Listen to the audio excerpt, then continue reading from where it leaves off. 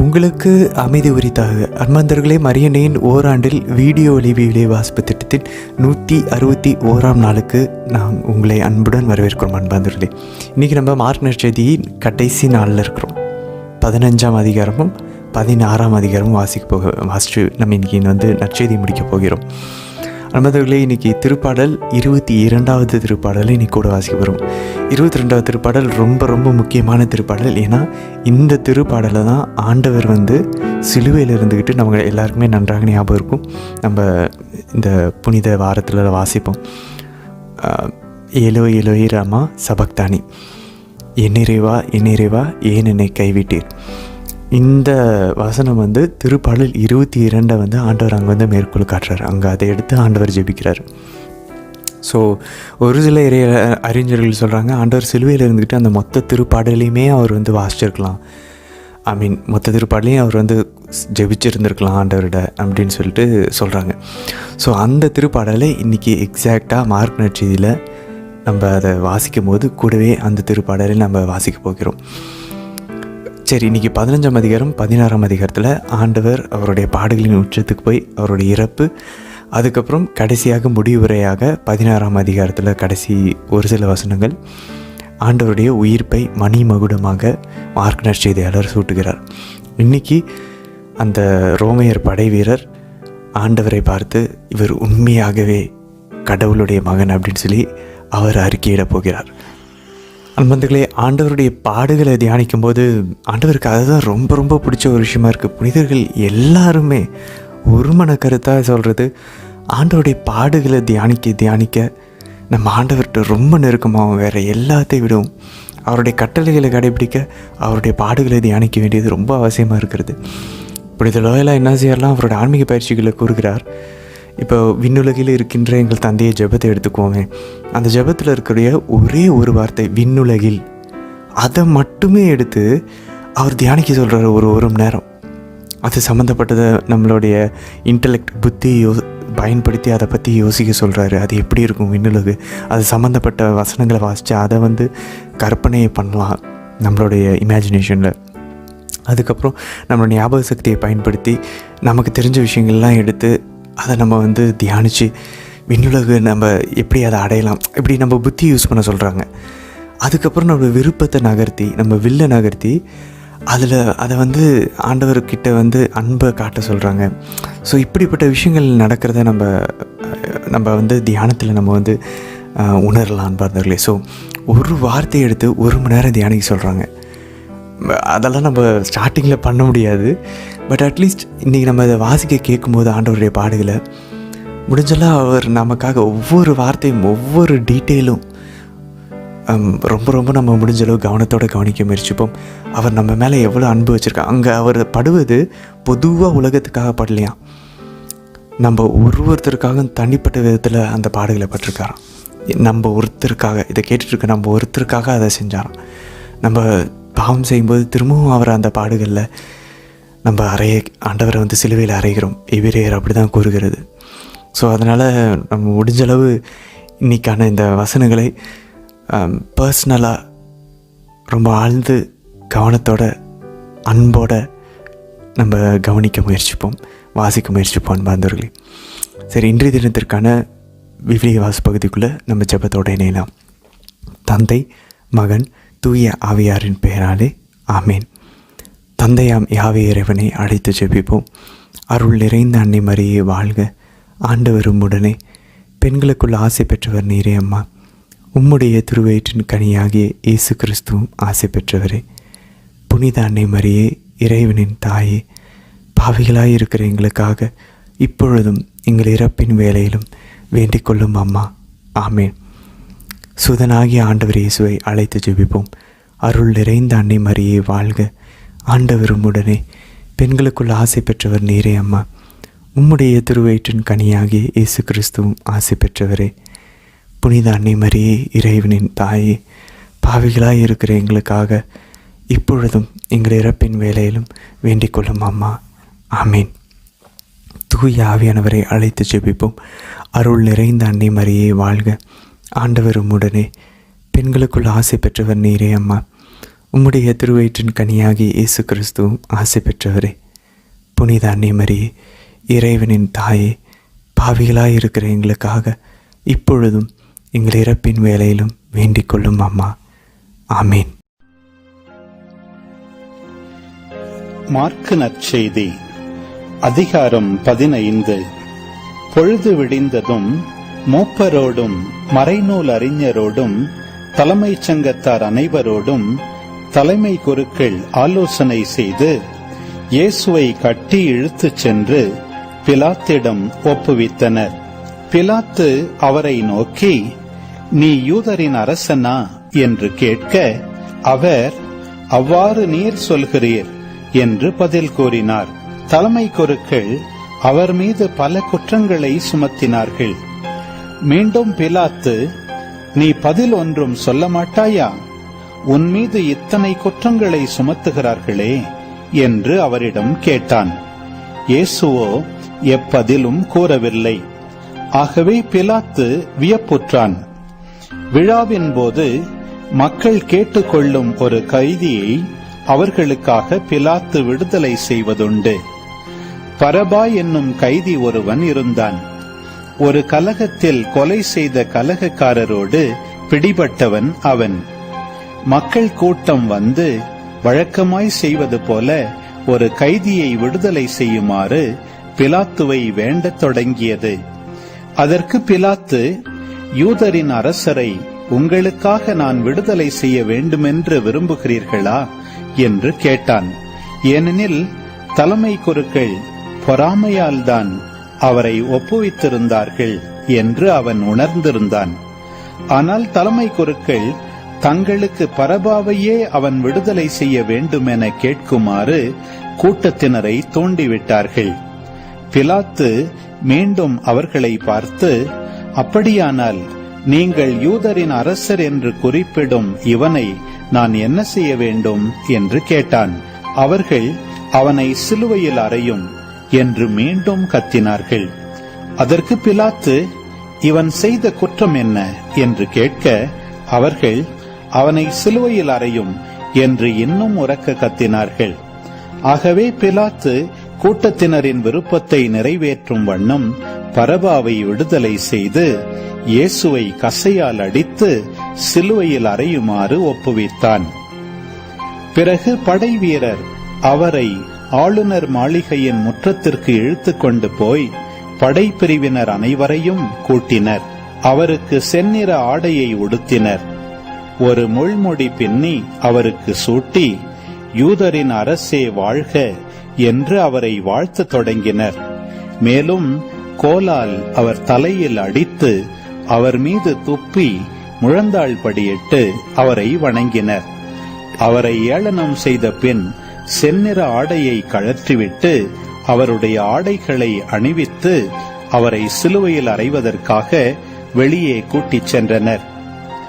அப்பொழுது அலெக்சாந்தர், ரூபு ஆகியோரின் தந்தையான சிரேன் ஊரைச் சேர்ந்த சீமோன் என்பவர் வயல்வெளியிலிருந்து வந்து கொண்டிருந்தார். படை வீரர்கள் இயேசுவின் சிலுவையை சுமக்கும்படி அவரை கட்டாயப்படுத்தினார்கள். அவர்கள் மண்டை ஓட்டு இடம் என பொருள்படும் கொல்கத்தாவுக்கு இயேசுவை கொண்டு சென்றார்கள். அங்கே அவருக்கு வெள்ளை போளம் கலந்த திராட்சை ரசத்தை குடிக்க கொடுத்தார்கள். ஆனால் அவர் அதை பெற்றுக்கொள்ளவில்லை.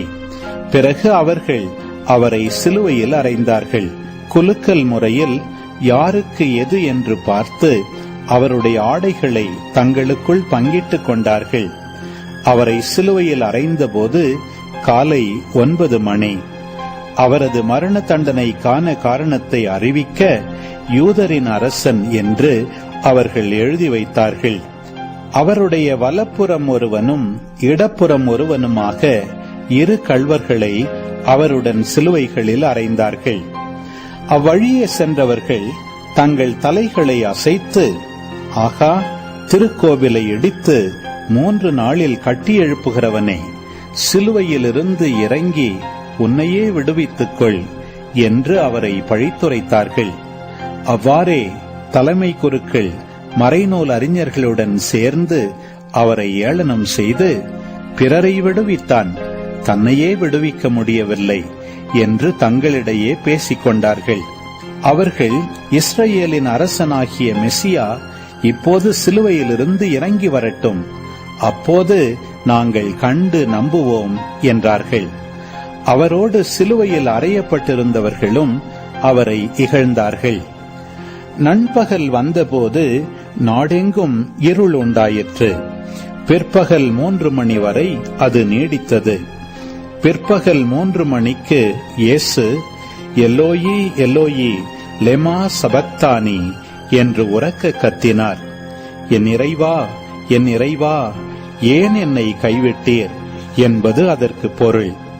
சூழ நின்று கொண்டிருந்தவர்களுள் சிலர் அதை கேட்டு, இதோ எலியாவை கூப்பிடுகிறான் என்றனர். அப்பொழுது அவர்களுள் ஒருவர் ஓடிச் சென்று கடற்பஞ்சை எடுத்து பொளித்த திராட்சை ரசத்தில் தோய்த்து அதை ஒரு கோலில் மாட்டி அவருக்கு குடிக்க கொடுத்து கொண்டே, பொறுங்கள், எலியா இவனை கீழே இறக்க வருவாரா பார்ப்போம் என்றார். இயேசுவோ உரக்க கத்தி உயிர் துறந்தார். அப்பொழுது திருக்கோவிலின் திரை மேலிருந்து கீழ்வரை 2ஆக கிழிந்தது. அவருக்கு எதிரே நின்று கொண்டிருந்த நூற்றுவர் தலைவர் அவர் இவ்வாறு உயிர் துறந்ததை கண்டு, இம்மனிதர் உண்மையாகவே இறைமகன் என்றார். பெண்கள் சிலரும் தொலையில் நின்று உற்று நோக்கிக் கொண்டிருந்தனர். அவர்களுள் மகதலா மரியாவும் சின்ன யாக்கோபு, யோசே ஆகியோரின் தாயாகிய மரியாவும் சலோமி என்பவரும் இருந்தனர்.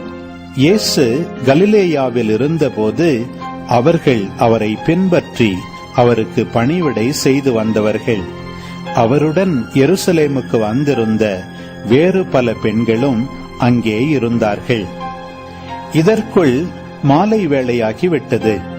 அன்று ஓய்வு நாளுக்கு முந்திய ஆயத்த நாளாக இருந்தபடியால் அரிமத்தியா ஊரைச் சேர்ந்த யோசேப்பு என்பவர் துணிவுடன் பிலாத்திடம் போய் இயேசுவின் உடலை கேட்டார். அவர் மதிப்புக்குரிய தலைமைச் சங்க உறுப்பினர். அவரும் இறையாட்சியின் வருகைக்காக காத்திருந்தவர். ஏற்கனவே இயேசு இறந்துவிட்டதை குறித்து பிலாத்து வியப்படைந்து நூற்றுவர் தலைவரை அழைத்து, அவன் இதற்குள் இறந்து விட்டானா என்று கேட்டான். நூற்றுவர் தலைவரிடமிருந்து கேட்டு அறிந்ததும் உடலை அவன் யோசேப்பிடம் அளித்தான். யோசேப்பு மெல்லிய துணி ஒன்றை வாங்கி வந்து இயேசுவின் உடலை இறக்கி துணியால் சுற்றி பாறையில் வெட்டப்பட்டிருந்த கல்லறையில் கொண்டு வைத்தார். அதன் வாயிலில் ஒரு கல்லை உருட்டி வைத்தார். அவரை எங்கே வைத்தனர் என்பதை மகதலா மரியாவும் யோசேப்பின் தாய் மரியாவும் உற்று பார்த்து கொண்டிருந்தனர். மார்க்கு நற்செய்தி அதிகாரம் 16. ஓய்வு நாள் முடிந்ததும் மகதலா மரியா, யாக்கோபின் தாய் மரியா, சலோமி ஆகியோர் அவரது உடலில் பூசுவதற்கென்று நறுமணப் பொருள்கள் வாங்கினர். வாரத்தின் முதல் நாள் காலையிலேயே கதிரவன் எழும் வேளையில் அவர்கள் கல்லறைக்கு சென்றார்கள்.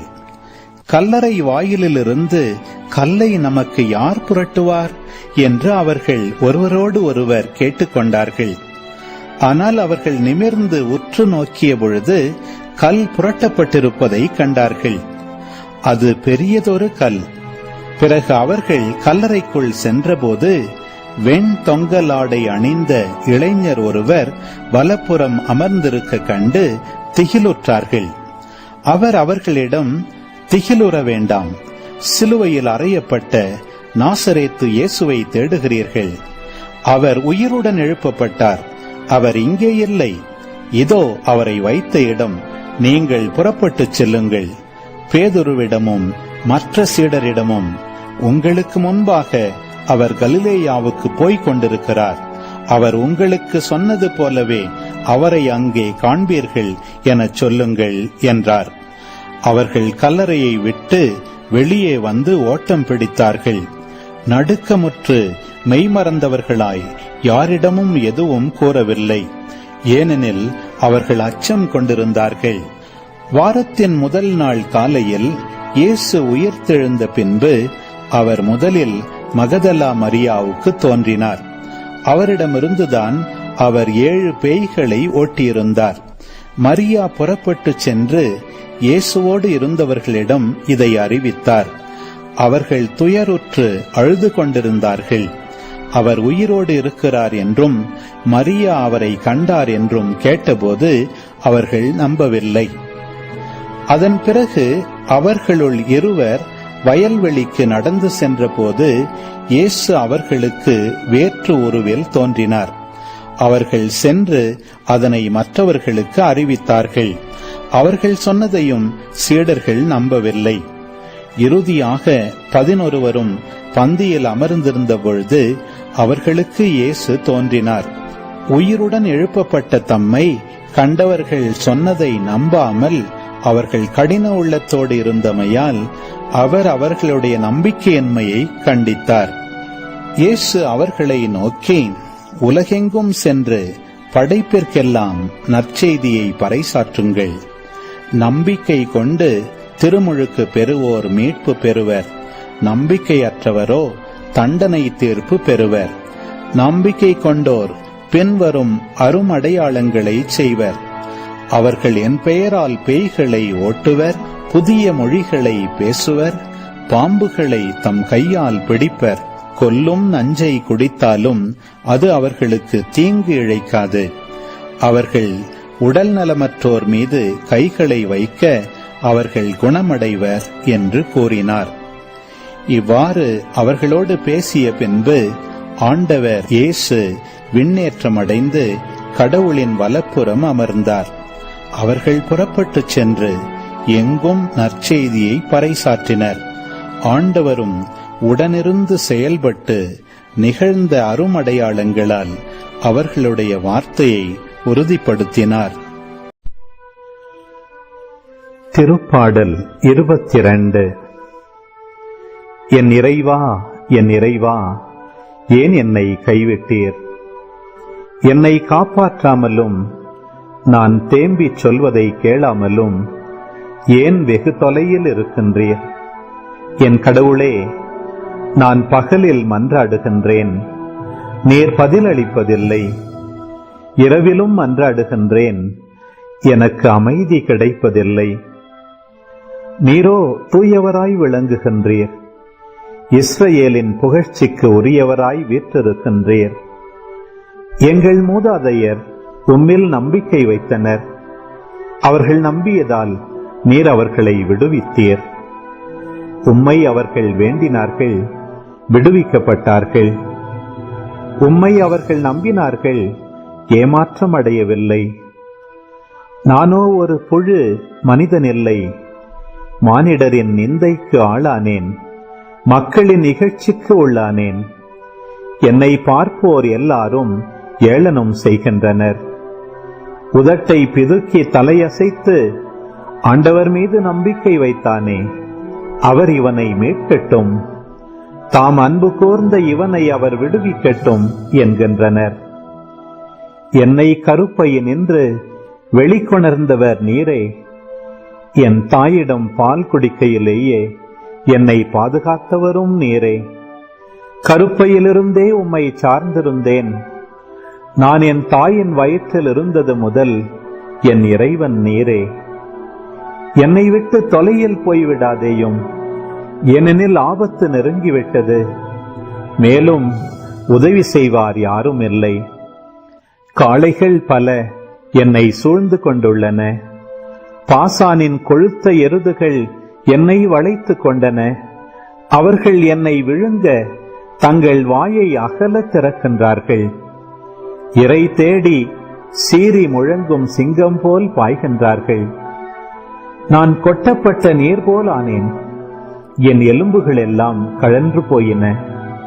என் இதயம் மெழுகு போல் ஆயிற்று. என் உள்ளுறுப்புகளின் நடுவே உருகி போயிற்று. என் வலிமை ஓடு போல காய்ந்தது. என் நாவு மேலெண்ணத்தோடு ஒட்டி கொண்டது. என்னை சாவின் புழுதியிலே போட்டுவிட்டீர். தீமை செய்வோரின் கூட்டம் என்னை வளைத்து கொண்டது. நாய்கள் என அவர்கள் என்னை சூழ்ந்து கொண்டார்கள். என் கைகளையும் கால்களையும் துளைத்தார்கள். என் எலும்புகளை எல்லாம் நான் எண்ணிவிடலாம். அவர்கள் என்னை முறைத்து பார்க்கின்றார்கள். என் ஆடைகளை தங்களிடையே பங்கிட்டுக் கொள்கின்றனர். என் உடையின் மேல் சீட்டு போடுகின்றனர்.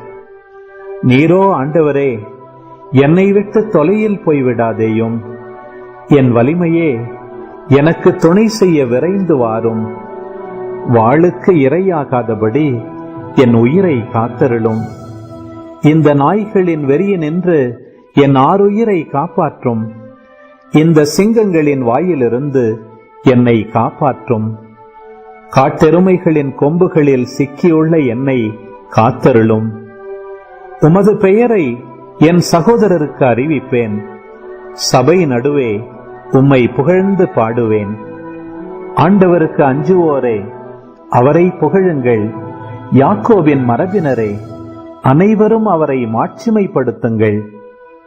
இஸ்ரவேல் மரபினரே, அனைவரும் அவரை பணியுங்கள். ஏனெனில் எளியோரின் சிறுமையை அவர் அற்பமாக எண்ணவில்லை, அதை கவனியாமல் இருந்து விடவில்லை. தமது முகத்தை அவர்களுக்கு மறைக்கவும் இல்லை. தம்மை நோக்கி அவர்கள் மன்றாடுகையில் அவர்களுக்கு செவிசாய்த்தார். மாபெரும் சபையில் நான் செலுத்தும் புகழ் உம்மிடமிருந்து எழுவதாக. உமக்கு அஞ்சுவோர் முன்னிலையில் என் பொருத்தனைகளை செலுத்துவேன். எளியோர் உணவு உண்டு நிறைவு பெறுவர். ஆண்டவரை நாடுவோர் அவரை புகழ்வராக. அவர்கள் இதயம் என்றென்றும் வாழ்வதாக. பூ உலகின் கடையெல்லை வரை உள்ளோர் அனைவரும் இதை உணர்ந்து ஆண்டவர் பக்கம் திரும்புவர். பிற இனத்து குடும்பத்தார் அனைவரும் அவர் முன்னிலையில் விழுந்து பணிவர். ஏனெனில் அரசு ஆண்டவருடையது, பிற இனத்தார் மீதும் அவர் ஆட்சி புரிகின்றார். மண்ணின் செல்வர் யாவரும் அவரை பணிவர். புழுதிக்குள் இறங்குவோர் யாவரும், தம் உயிரை காத்துக்கொள்ளாதோரும் அவரை வணங்குவர். வருங்கால தலைமுறையினர் அவரை தொழுவர். இனிவரும் தலைமுறையினருக்கு ஆண்டவரை பற்றி அறிவிக்கப்படும். அவர்கள் வந்து அவரது நீதியை அறிவிப்பர். இனி பிறக்கப் போகும் மக்களுக்கு இதை அவரே செய்தார் என்பர். ஆமீன். ஆண்டவரே, இந்த நாளுக்கான இந்த நற்செய்தி வாசகங்களை வாசித்து முடிக்கிறதுக்கான அருளை கொடுத்ததுக்காக நன்றி அப்பா. ஆண்டவரே, நாங்கள் மார்க் நற்செய்தி முடித்து விட்டோம். Thank you Jesus. இந்த அழகான அருளுக்காக நன்றி ஆண்டவரே. உங்களை பற்றி இருக்கக்கூடிய 4 நற்செய்திகளில் 2 நற்செய்தி நாங்கள் முடிச்சிட்டோம். நீங்கள் என்ன விரும்புகிறீங்க, நீங்கள் யார் அப்படின்றத அந்த ஒலி எங்களுக்குள்ளே வந்திருக்கு அப்பா. ஆண்டவரே, நீங்கள் மனமாற்றத்தை கோரி நீங்கள் உங்களுடைய பணியை ஆரம்பிச்சிங்க அப்பா. அற்புதங்கள், அடையாளங்கள், பேய்களை ஓட்டினீங்க, மன்னிச்சிங்க அப்பா. இரக்கம் காட்டுனீங்க, எப்படி வாழணும்னு கற்று தந்துருக்கிறீங்க. ஊமைகள் நிறையா பேசியிருக்கீங்க அப்பா எங்கள் கூட.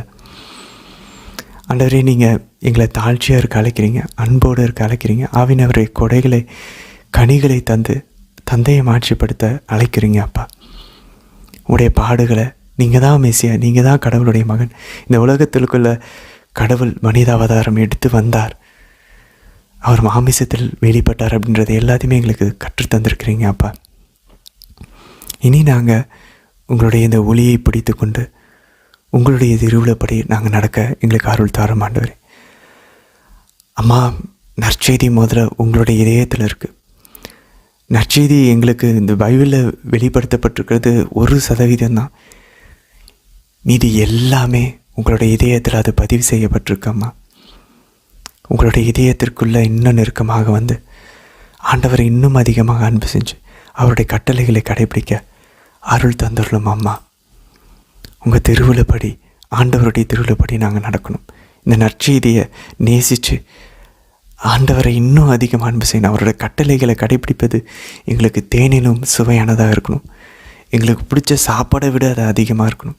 அவருடைய திருவிழத்தை நிறைவேற்றுறது, இந்த நற்செய்தியை மனசுக்கு நெருக்கமாக வச்சு அதை கட்டி பிடிச்சி அதை அன்பு செய்யக்கூடிய, அதை வாழ்வில் கடைபிடிக்கக்கூடிய உள்ளத்தையும் பலத்தையும் ஆவினவருடைய அந்த நிரப்புதலையும் தந்துடலும் அம்மா.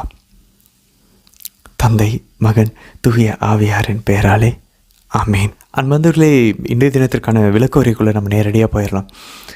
நம்ம ஏற்கனவே சொன்னது போல் ஆண்டவருடைய பாடுகளை நம்ம தியானிச்சுட்ருக்கோம். அன்பர்களே, அதில் ஒவ்வொரு வசனமும் நம்ம அதில் மனசு செலுத்தணும். அன்பர்களை யோசிச்சு பார்ப்போமே, நம்ம தேவையில்லாத ஜோக்கில் டைம் ஸ்பெண்ட் பண்ணியிருக்கோம்.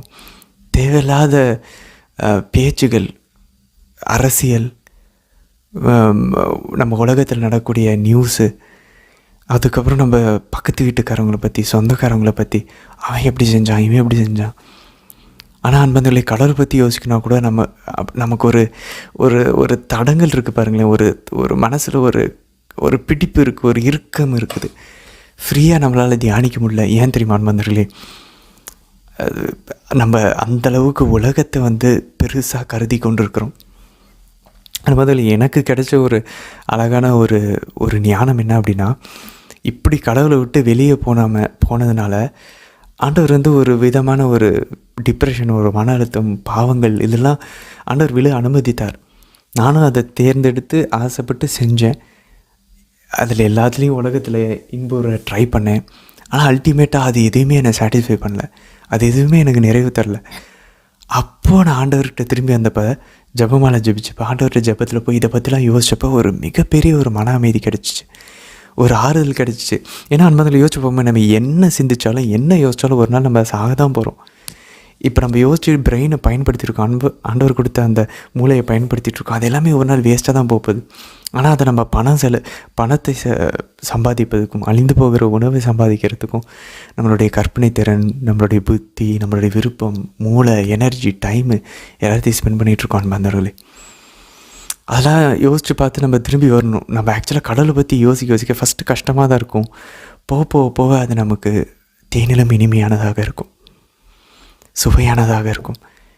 எந்த சாப்பாடை விட, எல்லா உலகத்தின் இன்பங்களை விட அது இன்பமானதாக இருக்கும். இதுலேருந்து கட்டானா தான் அதை நம்ம உணர முடியும். இதில் இருக்க வரைக்கும் இதுதான் பெஸ்ட்டுன்னு தோணிகிட்ருக்கும் உலகம், நம்மளோட உடல். அதிலிருந்து விடுபட்டால் தான் இது நமக்கு இதோடைய அருமை புரிய ஆரம்பிக்கும். ஸோ இன்றைக்கி பாருங்கள், ஆண்டவர் நம்ம ஒவ்வொரு ஸ்டெப்பாக பார்க்கலாம். நம்ம பாருங்கள், இந்த ஒரு உணர்வோடு நம்ம யோசித்து பார்ப்போம். ஆண்டவர் முதல் வசனம் பாருங்கள், இயேசுவை கட்டி இழுத்து சென்றார்கள். அது மாதிரி இவர் ஒரு ஃபேமஸான ப்ரீச்சர் ஆண்டவர் அந்த டைமில், ராபாய், ஒரு போதகர். ஆனால் அவர் பாருங்கள் கட்டி இழுத்து செல்கிறாங்கன்னா அது எவ்வளோ அசிங்கமாக இருக்கும். அது மாதிரி நம்ம ஒரு சின்ன ஒரு உதாரணம் எடுத்துக்கோங்க, அந்த அசிங்கம் எப்படி இருக்கும் அப்படின்னு சொல்லி. அதுக்கு நேரான ஒத்துப்போகக்கூடிய ஒரு உதாரணமாக இல்லைனாலும் ஒரு வித்தியாசமான ஒரு உதாரணத்தை பாருங்கள். நம்ம வீட்டுக்கு யாரோ வராங்கன்னு வச்சுக்கோங்களேன். நம்ம அவங்கள வெல்கம் பண்ணும்போது அவங்களுடைய முகத்தை பார்த்து நம்ம வெல்கம் பண்ணுறோம். அவங்க திரும்பி போகும்போது இல்லை அங்கே இருக்கும்போது நம்மளை பார்த்து பேசி நம்மக்கிட்ட, நம்ம ஒரு 3-4 பேர் வீட்டில் இருக்கிறோம், நம்மளை பார்த்து பாய் சொல்லிட்டு போகலன்னா, நான் போயிட்டு வரேன்னு சொல்லிட்டு போகலன்னா நமக்கு அதுவே லைட்டாக ஒரு கஷ்டமாக இருக்கும். ஒருவேளை நம்ம ரொம்ப கவனிக்கக்கூடியவங்க, நோட் பண்ணுறவங்களா இருந்தால் ஒரு சின்ன உதாரணம், நமக்கு அதுவே கொஞ்சம் கஷ்டமாக இருக்கும். எல்லார்ட்டையும் பேசிகிட்டு இருக்காங்க, நம்மளை மட்டும் அவங்க நேச்சுரலாக பண்ணியிருப்பாங்க, அதை வேணும்னு பண்ணியிருக்க மாட்டாங்க. இயல்பாக அவங்க மறந்துட்டு அவசரத்தில் போயிருப்பாங்க. ஆனால் அது நமக்கு கஷ்டமாக இருந்திருக்கும். ஸோ நம்மளுக்கு ஒரு சின்ன ஒரு அங்கீகாரம் கொடுக்கப்படலைனாவே நமக்கு எவ்வளோ கஷ்டமாக இருக்குன்னா, இதுவே நம்ம ஒரு பெரிய போஸ்ட்டில் இருக்கோம், நம்மளை அசிங்கப்படுத்திட்டு போனால் இன்னும் எவ்வளோ கஷ்டமாக இருக்கும். ஆண்டவர் அவ்வளோ பிரபலமானவர் பாருங்கள், மக்கள் கூட்டமாக வராங்க, இன்றைக்கி அவரை பிடிச்சி இழுத்துட்டு போகிறாங்க, அதே மக்கள் முன்னாடி அசிங்கப்படுத்துகிறாங்க அப்படின்னா அது எவ்வளோக்கு எவ்வளோ அவரை தாழ்த்திருக்காரு பாருங்க அன்பர்களே. நம்மளையும் ஆண்டவர் பாருங்கள் சொல்லிட்டு சும்மா இல்லை, தாழ்த்தணும்னு சொல்லிட்டு அதை செஞ்சு காட்டுறாரு. 2ஆம் வசனம் பாருங்கள், யூதர்கள் பிலாத்துக்கிட்ட போய் என்ன சொல்லியிருக்காங்கன்னா, இவர் யூதர்களுடைய அரசராக இருக்க விரும்புகிறாரு அப்படின்னு சொல்லி. அவங்க ஸ்பெசிஃபிக்காக ஏன் அந்த டைட்டில் சொல்கிறாங்க, அப்போ தான் இது பொலிட்டிக்கல் இஷ்யூ ஆகும், இது அரசியல் பிரச்சனையாக ஆகணும். அப்போ தான் பிலாத்து, ரோமையர் ஆளுநராகிய பிலாத்து ஆண்டவரை மரண தண்டையின் விதிப்பார். இவர் கடவுளுடைய மகன் சொன்னார்னா இது ஒரு மதம் சம்மந்தப்பட்ட விஷயமா இருக்கிறதுனால மரண தண்டனை விதிக்க மாட்டாங்க. அதனால தான் யூதர்கள் தெளிவாக கொண்டு போய் சொல்லியிருக்காங்க. அதனால தான் பிலாத்து கேட்குறாரு ஆண்டவர் பார்த்து, நீ யூதர்களின் அரசனா அப்படின்னே இவங்க சொல்லியிருக்காங்க. அதை நம்ம யோவான் நற்செய்தியில் வாசித்தோம் ஏற்கனவே, அதை கம்பேர் பண்ணி படித்தோன்னா நமக்கு தெரியும். இவங்க போயிட்டு ஆண்டவரை பற்றி பிலாத்துக்கிட்ட சொல்கிறாங்க, இவன் கலிலேயாவிலேருந்து எல்லா இடமும் கிளர்ச்சியை கிளப்பி கொண்டு இருக்கான், இவன் தன்னை அரசனாக்கிக்கிறான்.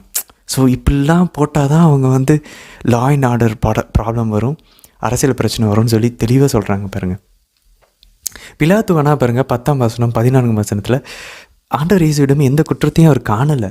ஒரு பிற இனத்தவர்களுக்கு கூட தெரியுது பாருங்கள் அன்பார்ந்தவர்களே, நீதி நியாயம். அப்போ பாருங்கள், இவர்களுடைய கண்கள் குருடாகி இருக்கு. அவ்வளவு பதவி வெறியில் இருந்திருக்கிறாங்க இந்த மறைநூல் அறிஞர்களும் தலைமை குருக்களும்.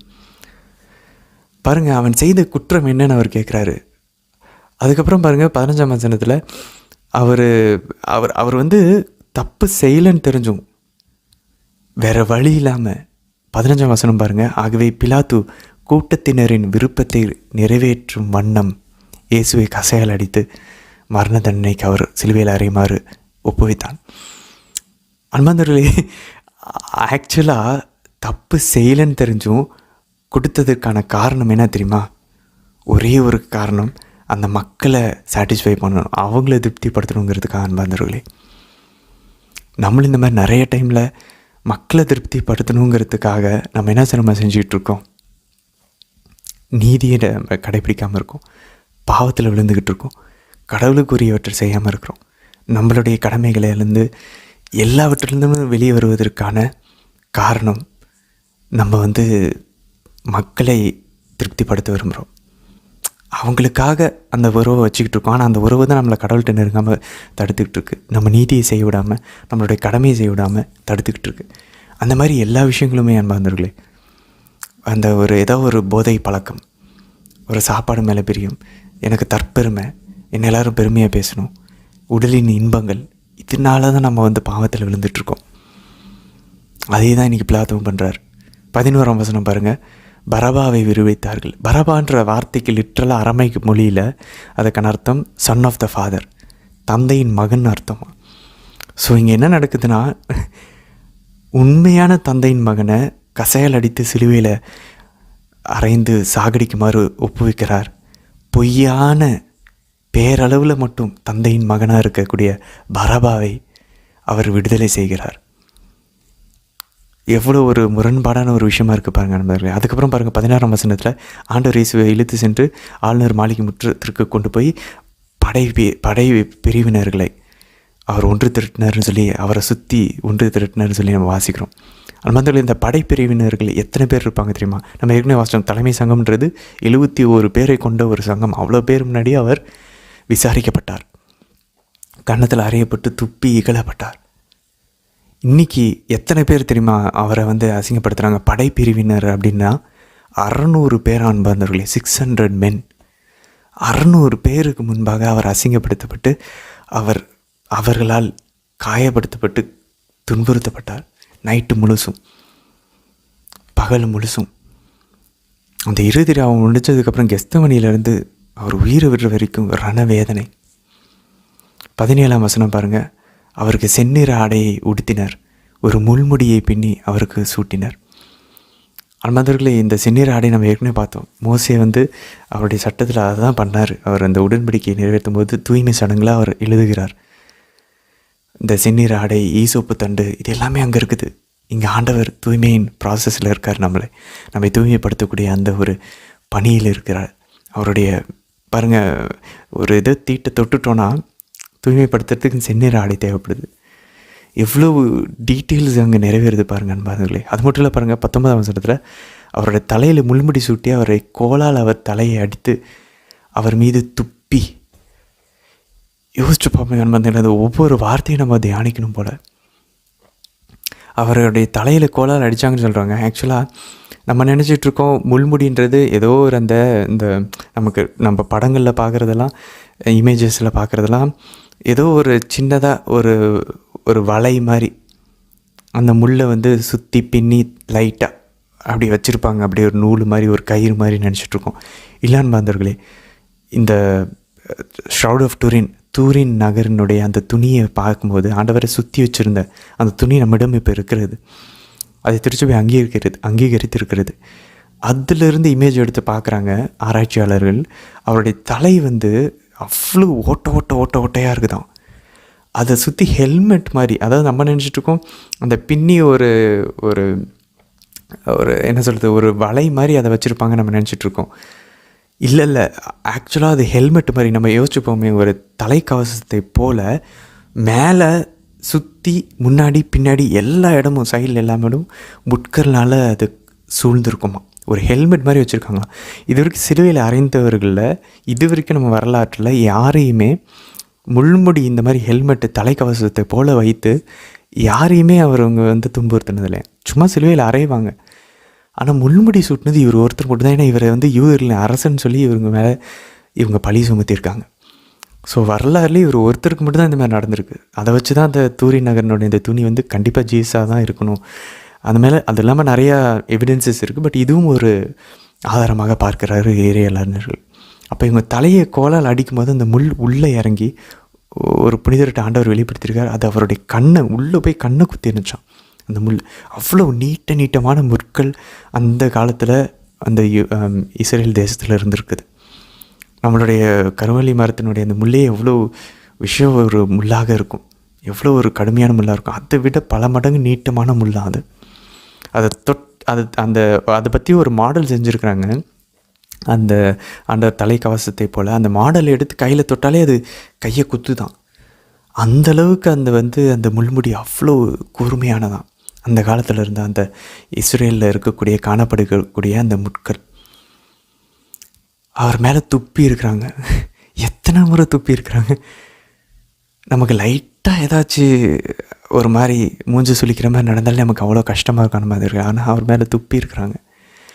நமக்காக தனிப்பட்ட எனக்காக நம்ம யோசிக்கணும். நமக்காக இல்லை, எனக்காக ஸ்பெசிஃபிக்காக தனிப்பட்ட முறையில். அதுக்கப்புறம் பாருங்கள் 24ஆம் வசனத்தில் குழுக்கள் முறையில் யாருக்கு எது என்று பார்த்து அவருடைய ஆடைகளை தங்களுக்குள் பங்கிட்டு கொண்டார்கள். அந்த மாதிரி இது வந்து ஏற்கனவே நம்ம இன்றைக்கி திருப்பாடலில் வாசித்தோம். 22ஆம் அதிகாரத்தில் என் ஆடைகளை அவர்களுக்குள் பங்கிட்டார்கள்ன்ற அந்த ஒரு வசனம் நிறைவேறுகிறது. அது மட்டும் இல்லாமல் இது நம்மளுடைய ரிக்வேதத்தில் இந்துக்களினுடைய இந்து சகோதரனுடைய அவங்களுடைய அந்த வேதமாகிய ரிக்வேதத்தில் இது பதிவிடப்பட்டிருக்கான். மாதிரி நான் யோசிச்சிருக்கேன், ஏன் இந்த முள்முடி சூட்டினது, இந்த வெள்ளை போலத்தையும் திராட்சை ரசத்தையும் கலந்து கொடுத்தது, எதுக்கு இந்த ஆடைகளை பங்கிட்டதெல்லாம் இந்த நற்செய்தியாளர்கள் ஆவியானவர் இவங்க வேலையை பதிவு செஞ்சுருக்காரு அப்படின்னு யோசிக்கும்போது எனக்கு ஆன்சர் அப்புறம் தான் கிடச்சி. ஒன்று, இது பழைய ஏற்பாட்டினுடைய இறைய வாக்குகளே ஆண்டவர் நிறைவேற்றுகிறார். அவரோட வாழ்வு நடக்குது. அவர் தான் மெசியான்றது நமக்கு உறுதிப்படுத்தி காட்டுது. அவர் கடவுள் அப்படின்றது, வாக்களிக்கப்பட்ட கடவுளின் மகன் இவர் தான் அப்படின்னு சொல்லி. இன்னொன்று, இது ரிக்வேதத்துலேயும் இந்த 3 அடையாளங்களும் இருக்கும். அவர் ஒரு புருஷாக இருப்பார், அவர் ஒரு மனுஷனாக ஆணாக இருப்பார், அவர் கன்னியிடமிருந்து பிறப்பார், அவர் மரத்தில் நம்மளுடைய பாவங்களுக்காக கட்டி அடிக்கப்படுவார். கன்னியிடமிருந்து பிறப்பார் புருஷ், மரத்தில் கட்டி அடிக்கப்படுவார், அவரோட தலையில் முள்முடி சூட்டப்பட்டிருக்கும், வெள்ளை பழம் கலந்து திராட்சை ரசத்தோடு அவர் கொடுப்பாங்க, அவரோட ஆடைகளுக்கு பங்கிடுவாங்க. இது 5 விஷயங்களும் அன்பார்ந்தவர்களே ரிக்வேதத்தில் இருக்குதான். ஒரு மனுஷ இனத்தினுடைய பாவத்திற்காக புருஷ் வந்து துன்புறுவார் அப்படின்னு சொல்லி பாருங்களேன். இது எவ்வளோ ஒத்து போகுது பாருங்களேன். நற்செய்தியாளர்கள் வழியாக ஆண்டவர் இதை நமக்கு வந்து தெளிவுபடுத்துகிறார். அவருக்கு அந்த வெள்ளை போலம் வைன், அது வந்து வெள்ளை போலமும் திராட்சை ரசமும் எதை குறிக்குதுன்னா, ஆக்சுவலாக அது வந்து ஒரு பெயின் கில்லராக, நார்காட்டிக் அப்படின்றாங்க. ஆண்டவர் வந்து அது வந்து கொஞ்சம் வலியை குறைக்கும். அந்த திராட்சை ரசத்தையும் அந்த வெள்ளை போலத்தையும் கலந்து குடிக்கும்போது ஆண்டவர் அதை வேண்டான்னு சொல்கிறார். அன்பார்ந்தவர்களே, கடைசியாக ஒரு சிலுவையில் மட்டும்தான் திராட்சை ரசத்தை குடிக்கிறார். ஏன்னா நம்ம அதை பார்த்தோம், அது வந்து 4ஆம் கிண்ணம். ஆண்டவர் அவருடைய பாஸ்கா உணவை நிறைவு செய்கிறார். ஆனால் இங்கே பாடுகள் படும்போது கொடுக்குறாங்க, ஆண்டவருடைய வலியை குறைச்சிருக்கும், ஆனால் அவர் வேண்டான்னு சொல்கிறார். அன்பார்ந்தவர்களே, எவ்வளோ அன்பு பாருங்களேன். அப்படின்னா ஃபுல் வெயிட்டு முழுசாக உள்ளே இறங்கி நமக்காக பாடுகள் பட்டிருக்கார். வெள்ளை போலத்தையும் திராட்சை ரசத்தையும் குடித்தா ஆண்டவரே அது கூடவா வேண்டான்னு சொல்லுவீங்க? ஆனால் நம்ம எவ்வளோ முழுமையற்ற ஒரு பேருக்கான ஜபங்கள் செய்கிறோம், பேருக்காக அவரை தேடுறோம். அப்படி தானே தெரியுது அன்பார்ந்தவர்களே. நம்ம பாருங்கள், நம்ம எத்தனை ஜபமால ஜபிச்சாலும் எவ்வளோ முட்டி போட்டாலும் அதுக்கு இணையாகுமா? அவர் அந்த கஷ்டத்தை ஃபுல்லாக இறங்கி பட்டிருக்காரு. நம்ம அப்படி முழு மனசோட படமாட்டிக்கிறோம், பயப்படுறோம், தயங்குறோம். 29 30ஆம் வசனம் பாருங்கள். அவ்வழியே சென்றவர்கள் தங்கள் தலைகளை அசைத்து, நம்மந்தவர்களே இதை தான் தாவீது அரசர் திருப்பாடலில் 22 இன்றைக்கி நம்ம வாசித்தோம். அவர்கள் தலைகளை அசைத்து ஆ என்று சொன்னார்கள். இவன் கடவுள் மீது நம்பிக்கை வைத்தானே, கடவுள் இவனை மீட்கட்டும். அந்த மாதிரி அவங்க 3 பிரச்சனையை கொண்டு வராங்க. ஒன்று, இவன் கோயிலை இடிச்சிட்டு கட்டுறேன்னு சொன்னானே, இறங்கி வரட்டும், நான் நம்புகிறேன். இவனையே தன்னைத்தானே அவன் விடுவித்து கொள்ளட்டும். ஃபஸ்ட்டு கோயிலில் அவங்களுக்கு ப்ராப்ளமாக இருக்குது, ஆண்டவர் வந்து சொன்னது. ரெண்டாவது, ஓய்வு நாளில் குணமாக்குனது. மற்றவர்களை விடுவித்தானே தன்னைத்தானே விடுவித்து கொள்ளட்டும், செகண்ட் பிரச்சனையை கொண்டு வராங்க. மூன்றாவது பிரச்சனை, இவன் மெஸ்ஸியாக இருந்தால், இவருக்கு தன்னைத்தானே கடவுளுடைய மகன் சொன்னார். ஆண்டவர் கேட்குறாங்க தலைமை குரு, இவன் உண்மையிலேயே மெஸ்ஸியாவா, வாழும் கடவுளின் மகனா? எவ்வளோ பவர்ஃபுல்லான ஒரு கேள்வி பாருங்கள். ஆண்டவர் நானே ஐ ஆம் அப்படின்றார். ஸோ அவங்களுக்கு இந்த கோயிலை பற்றி பேசினது, ஓய்வு நாளை வந்து ஓய்வு நாள் அன்னைக்கு குணப்படுத்தி நன்மையை செய்தது, அதே போல் ஒரு மெஸ்ஸியா கடவுளுடைய மகன் சொன்னது, இந்த மூணும் அவங்க வந்து எடுத்துகிட்டு வந்து இழிவு பண்ணுறாங்க. 3 சொன்ன பாரு, உன்னை நாங்கள் சிலுவையில் அரைச்சிட்டு நீ தோத்துட்ட, ஆண்டவர் தாமாக உயிரை கையளித்தாருன்றது அவங்களுக்கு தெரியல, மறைநூல் எழுதியவை நிறைவேறி கொண்டிருக்குதுன்னு அவங்களுக்கு தெரியல. அதுக்கப்புறம் பாருங்கள் 32ஆம் வசனத்தில், அவரோடு சிலுவையில் அறையப்பட்டிருந்தவர்களும் அவரை இகழ்ந்தனார்கள். எரியல் அறிஞர்கள் சொல்கிறாங்க, நமக்கு அதுக்கப்புறம் லூக்கா நற்செய்தியில் நம்ம வாசிக்கிறோம், அதில் ஒருவர் நல்ல கல்வனாக மனமாற்றம் அடைகிறார். ஏன்னு தெரியல, மேபி அவர் வந்து ஏதாவது ஒரு கிரேஸ், மக்கள் இந்த மாதிரி இகழ்டும் போது ஆண்டவர் எண்ணிறைவா என்னை கைவிட்டுன்னு சொல்கிறத பார்த்தோ, இல்லாது தந்தையை இவர்களை மன்னியும், இவர்கள் செய்வது என்னதென்று தெரியாமல் செய்கிறான்ற அந்த வார்த்தையோ, ஏதோ ஒன்று சிலுவையில் ஆண்டவரை பார்த்து அல்லது அவரோட பேசின வார்த்தைகள் ஒரு கல்வனின் மனதை மாற்றி இருக்கிறது. அவன் மனமாற்றம் அடைகிறான். மேபி ஃபஸ்ட்டு ஸ்டார்டிங்கில் இவங்களோட சேர்ந்து அவனும் இகழ்ந்திருக்கலாம் அந்த பெயினில், வலியில். பட் அதுக்கப்புறம் மனமாறி இருக்கலாம் அப்படின்னு சொல்லி ஏரியல் அறிஞர்கள் சொல்கிறாங்க. அதுக்கப்புறம் பாருங்கள் 6ஆம் நேரத்தில், 6ஆம் காவல் வேலை, அதாவது நண்பகல் 3 மணி. நண்பர்களே, லூக்கா நற்செய்தியாளர் வந்து இந்த இருளை வந்து கிட்டத்தட்ட அது ஒரு சோலார் எக்லிப்ஸ்ன்னு சொல்கிறார். அது ஒரு சூரிய கிரகணத்தை போல் அவர் வந்து சித்தரிக்கிறார். ஸோ இது வந்து எதை குறிக்கிறது அப்படின்னாக்கா, நம்ம விடுதலை பயணம் 10ஆம் அதிகாரத்தில் வாசித்தோம், எஸ்ஐயா 13ஆம் அதிகாரம், ஆமோஸ் 8ஆம் அதிகாரம் 9ஆம் வசனம். இது எல்லாத்துலேயுமே இந்த இருள்ன்றது ஆண்டவருடைய பாவத்தின் மீது ஆண்டவருடைய தண்டனை, நீதி, தீர்ப்பு வருவதனுடைய ஒரு அடையாளமாக இந்த இருள் பார்க்கப்படுகிறது. ஸோ அத்தனை பாவத்தினுடைய தண்டனையினுடைய ஒரு தண்டனை தீர்ப்பாக ஆண்டவர் தம் மீது அந்த பாவத்தை சுமந்து கொண்டு அதை ஏற்றுக்கொள்கிறார். அந்த பாவத்தினுடைய விளைவுகளை, அந்த தண்டனைகளை, அந்த தீர்ப்புகளை. அதுக்கப்புறம் பாருங்கள் 34ஆம் வசனத்தில், தலித்தாக்கும் அப்படின்னு சொல்கிறது போல் எப்பத்தா அப்படின்னு ஆண்டவர் அரமாய்க்கில் பேசின இந்த வார்த்தைகள், ஒரு சில வார்த்தைகள் அப்போஸ்தலர்கள் அப்படியே பதிஞ்சிருச்சு பாருங்கள். அதை அவங்க சீடர்கள் கற்றுருந்துருக்காங்க. புனித பேதுருக்கு இது மறக்க முடியல. ஏன்னா அவர் மட்டும் தானே தனியாக கூட்டிகிட்டு போனார். கூட்டிகிட்டு போய் அந்த சிறுமியினுடைய அந்த யாவீரின் மகளை அவர் உயிர் தள்ளும்போது புனித பேதுரு கூட இருந்திருக்காரு. தலித்தா கும்முன்னு சொன்ன வார்த்தை உடனே அந்த பெண் உயிரோடு எழுந்திரிச்சது புனித பேதுருக்கு மறக்க முடியல. அதை புனித மார்க்குக்கு சொல்லி தந்திருக்காரு, அவருடைய மகனுக்கு, ஆவிக்குரிய மகன், ஸ்பிரிச்சுவல் சன், உண்மையான மகன் இல்லை. ஸோ மார்க் நற்செய்தியாளர் அதை ஞாபகம் வச்சு கரெக்டாக நமக்கு பதிவு செஞ்சு சொல்லியிருக்காரு. தலித்தாக்கும், அவருடைய வாய் திறவாதற்கு, காது கேட்காதற்கு எப்பத்தா திறந்துடு. எவ்வளோ அழகாக பாருங்களேன். அதே போல் சிலுவையிலிருந்து சொன்ன வார்த்தைகளும் மறக்க முடியல அப்போஸ்தலர்களுக்கு. பிற்பகல் 3 மணிக்கு இயேசு எலோய் எலோய் லேமா சபக்தானி, இந்த அரமைக் வார்த்தையை மார்க் நற்செய்தியாளர் பாருங்கள் கிரேக்க மொழியில் மொழிபெயர்க்கிறார். எண்ணிறைவா ஏன் என்னை கைவிட்டீர். ஏன்னா அவர் ரோமையர்களுக்கு தானே அவருக்கு எழுதுகிறாரு, நமக்கும் ரோமையர்களுக்கும். ஸோ அவர் அதை டிரான்ஸ்லேட் பண்ணி சொல்கிறார்.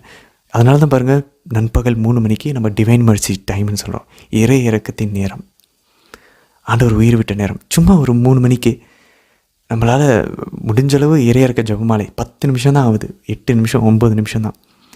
அந்த இறையிறக்க ஜெபமாலை ஜெபிச்சு ஆண்டவருக்கு நன்றி சொல்லலாம். Thank you for dyeing. யோசிப்பாங்க அன்பர்களே, ஒவ்வொரு நாளும் இப்படிப்பட்ட பாடுகளை பட்ட ஆண்டவருக்கு ஏன் ஒவ்வொரு நாளும் 3 மணிக்கு இறையிறக்க ஜெபமாலை ஜெபிக்கூடாது? 10 நிமிஷம் தான். வாயில் சும்மா எங்கேயாச்சும் ஒரு சும்மா பிரேக் விட்டு நம்ம வேலையிலேருந்து அதை ஜெபிச்சுட்டு அழகாக திரும்ப நம்ம வேலைக்கு போகலாமே, ஒரு ரெஃப்ரெஷிங்காகவும் இருக்கும். இல்லை எதுவுமே பண்ண முடியா, ஆண்டவரே எனக்காக உயிர் விட்டதுக்காக நன்றி.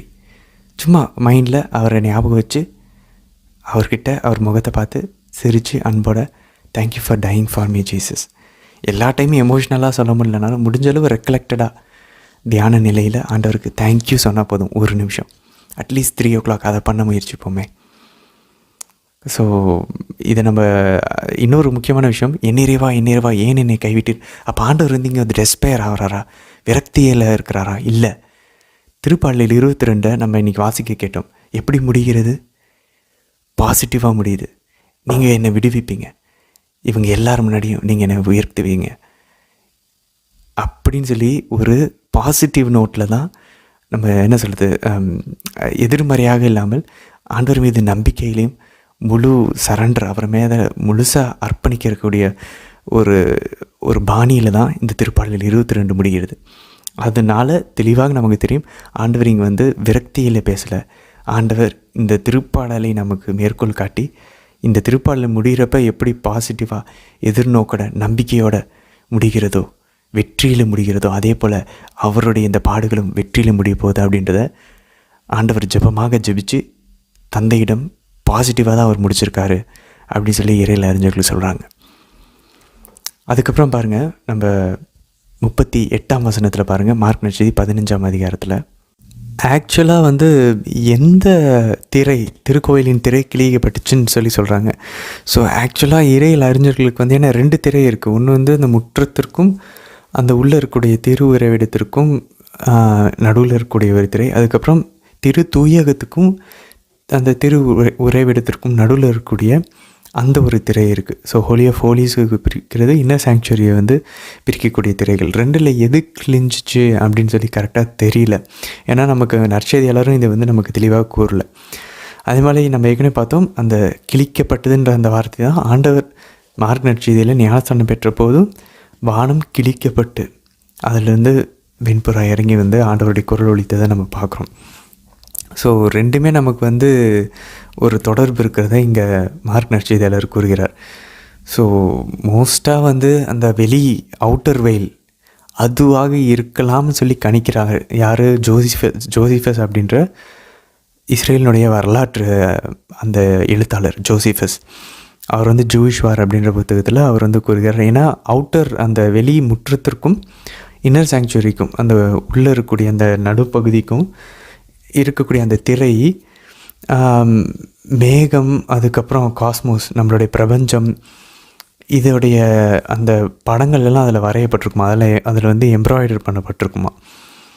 ஸோ ஒருவேளை அது கிழிக்கப்பட்டது ஆண்டவர் அவருடைய விண்ணகம், அவருடைய ஞானஸ்தானத்தின் போது விண்ணகம் கிழிக்கப்பட்டு புறா இறங்கி வந்தது, இது எல்லாமே ஒன்றா இருக்கிறதுக்கு வாய்ப்பு இருக்குது. ஒருவேளை வெளி அந்த திரையாக இருக்கலாம் அப்படின்னு சொல்லி கணிக்கிறாங்க. ஸோ நமக்கு தெரியல எந்த திரை அப்படின்னு சொல்லி. பட் இந்த திரை கிழிப்பது ஆண்டவர் இயேசுவின் ரத்தத்தின் வழியாக இப்பொழுது நமக்கு தந்தையிடம் நாம் நெருங்கி செல்வதற்கான வாய்ப்பு உண்டு, அதுக்கான வழி திறந்து வைக்கப்பட்டதுன்றது நமக்கு இங்கே குறித்து காட்டுதான்.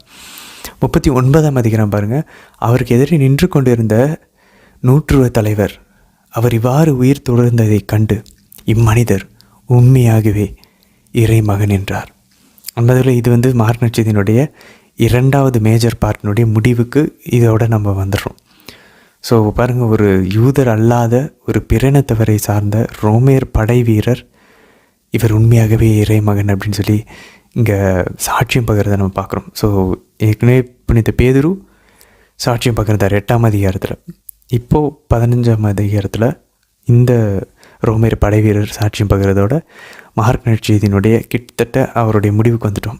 அடுத்து நம்ம வந்து ஆண்டவரனுடைய உயிர்த்தெழுதல் அதோட நம்ம வந்து முடிக்க போகிறோம். சரி, 16ஆம் அதிகாரத்தில் 1ஆம் வசனம் பாருங்கள்.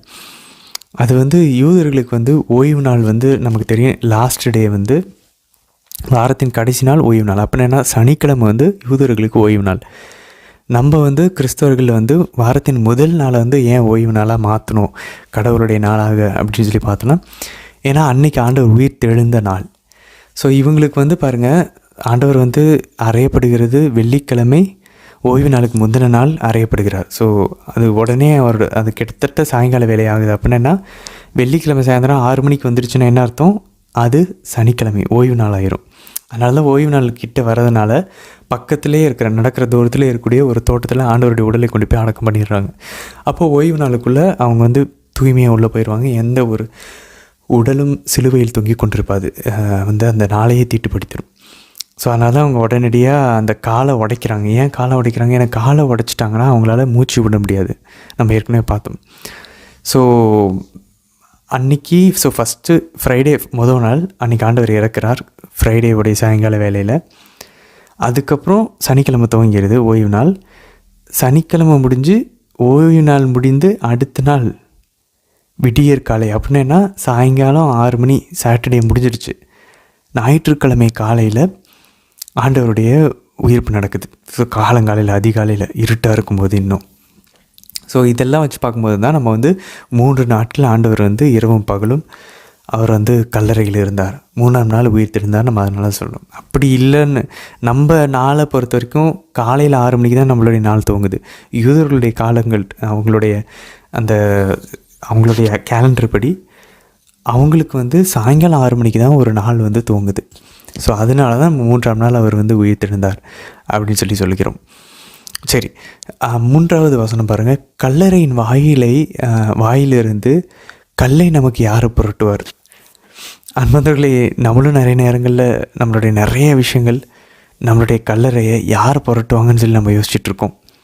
ஆனால் அவங்க நிமிர்ந்து பார்த்தபோது கல்லர் ஏற்கனவே வாயிலிருந்து புரட்டி பற்றிருப்பதை அவர்கள் பார்த்தார்கள்.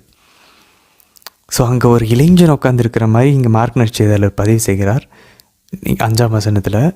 ஆனால் ஆக்சுவலாக மத்தேயு நற்செய்தியாளர் அது ஒரு வானதூதர் அப்படின்னு சொல்கிறார். ஸோ இதில் நமக்கு எந்த பிரச்சனையும் இல்லை.